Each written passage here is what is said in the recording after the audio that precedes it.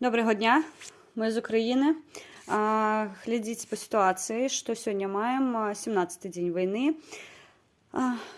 Россиянцы, коли вы обокрали один куратник, это не означает, что у нас скончились певни и нас необходимо будить лунанням сиренаў о 6 ранку. Конечно, дякуем, але можна без гэтага. У нас ёсць яшчэ куратнікі, у нас ёсць яшчэ пеўні. Не турбуйтеся, нас ёсць каму разбудзіць. Тепер українською по ситуації. Тільки що прийшло повідомлення з Варшави. Ви, мабуть, бачили вже, Слава розміщав інформацію про те, що в нас є приватна вже автівка. Тому москалі, нехай ваші пердаки зараз підпаляться криху, тому що ми можемо ганяти вантаж щодня. Тобто в нас є вже логістична така своя мапочка, ми можемо їздити щодня, забирати необхідні речі. Що нам зараз терміново потрібно? Всі бачите, що відбувається з Харковом, ви бачите, що більш інтенсив пішов в Києві, я про це казала декілька днів тому. Аптечки.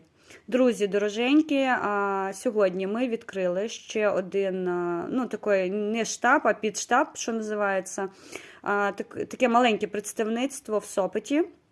Так що, друзі, в Польщі, будь ласка, координуйтеся з волонтерами і по можливості не купуйте речі, які нам не потрібні. Тобто всі волонтери, вони крапково працюють, в нас тут все організовано насправді, і кожен знає, що потрібно. Тому якісь зайві речі, там типу майок, ну це крапково набувається все, не потрібно, не витрачайте свої гроші. Краще купіть аптечку, чесно кажу. В Сопоті зараз буде пункт збору, також будемо надавати інформацію. Пункт збору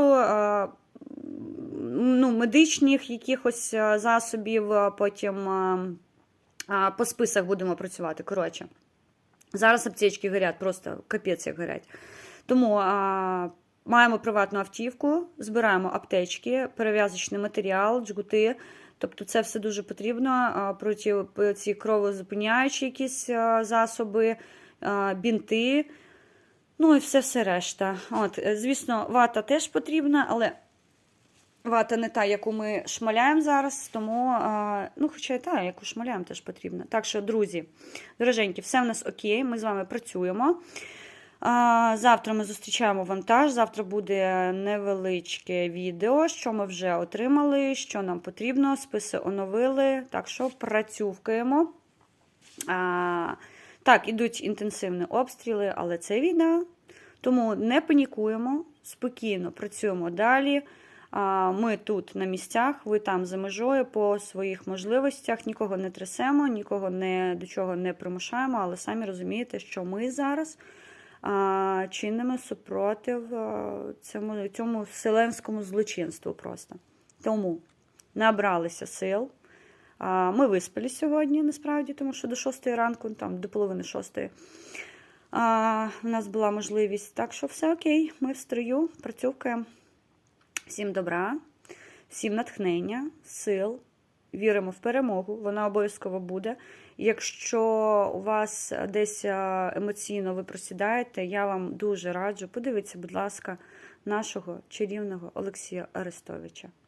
Це кращий валідол, який можна просто знайти. Все, я вас тьомкою-бомкою, працюємо. Завтра вантаж, завтра будуть вже перші справоздачі, звіти, вибачте. Тому живе Білорусь, слава Україні! І дякую кожному, хто долучився до підтримки.